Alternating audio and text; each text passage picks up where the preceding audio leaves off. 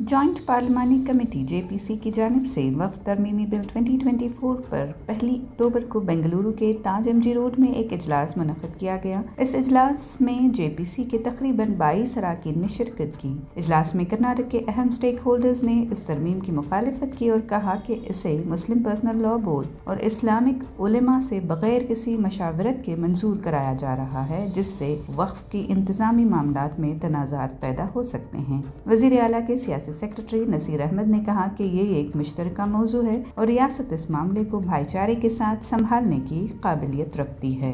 JPC के सामने हम लोगों को भी मौका दिया गया हमारी जो व्यू पॉइंट है बताने के लिए, तो हमने साफ अल्फाज में कहा कि गवर्नमेंट कर्नाटका गवर्नमेंट जो है इस अमेंडमेंट को टोटली रिजेक्ट करती है और हमने साफ अल्फाज में ये भी कहा ये कि आप लोग जो अमेंडमेंट लेकर आए हैं ये पहले इसके पास हम पहले सेंट्रल काउंसिल में इसको रखना चाहिए था, फिर हमारे मुस्लिम पर्सनल लॉ बोर्ड और जितने भी उलमा इकराम हैं उनके साथ इस्लामिक स्कॉलर्स जो हैं उनके साथ डिस्कस करके ये बिल लाना चाहिए था। आप लोग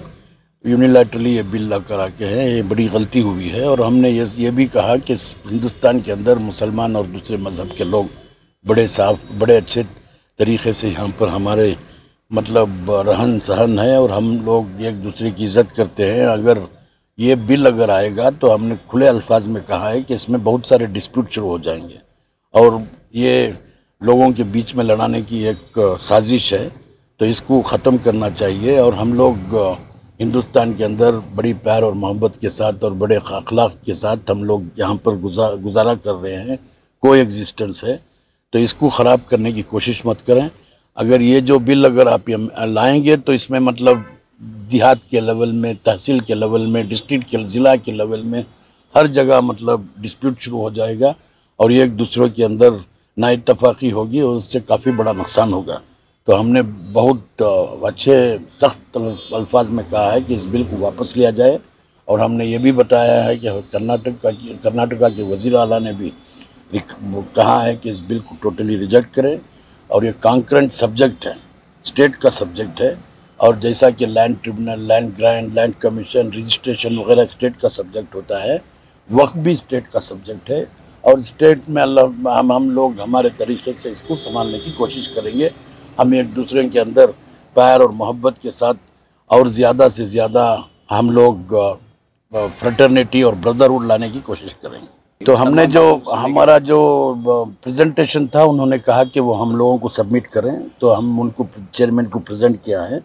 और हमने उनसे ये गुजारिश की है कि इसको टोटली रिजेक्ट किया जाए। इसमें JPC में सारे लोग थे, हमारे जावेद साहब थे, सलीम साहब थे, वोसी साहब थे, मोहिबुल्लाह साहब थे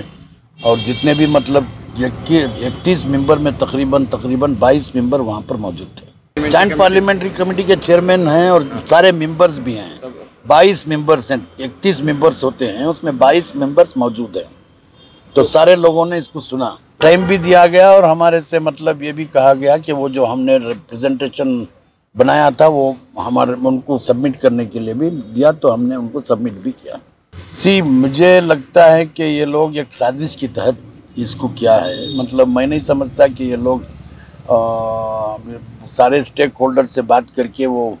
जो भी मतलब मैं समझता हूँ कि जितने भी स्टेक होल्डर्स हैं वो सब लोगों ने इसको रिजेक्ट करने के लिए कहा है, मगर मैं समझता हूँ कि इनकी ये कोशिश होगी कि इसको किसी तरीके से पास कराने की कोशिश करेंगे। अगर पास भी होगा तो मैं समझता हूँ कि ये हिंदुस्तान के हक में नहीं होगा और हम लोग इंशाअल्लाह उसके बारे में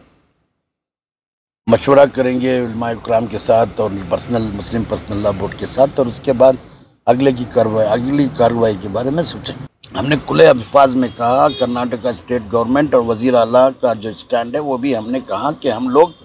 टोटली इसको रिजेक्ट करते हैं।